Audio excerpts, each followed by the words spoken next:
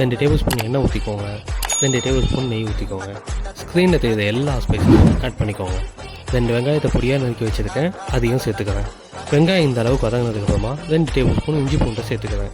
கை நிறைய புதினா, கொத்தமல்லி, கருவேப்பிலை எல்லாத்தையும் சேர்த்து நல்லா வதக்கிக்கோங்க. 2 தக்காளியை சேர்த்துக்கோங்க. மல்லித்தூள், மிளகாய்த்தூள், கரம் மசாலா, பிரியாணி மசாலா இது எல்லாத்தையும் சேர்த்து நல்லா கலந்து விடுங்க. 1 கப் அளவுக்கு தயிரை ஊற்றிட்டு ஆஃப் லெமனை பிழிஞ்சு விட்டுட்டு நல்லா கலந்துக்கோங்க.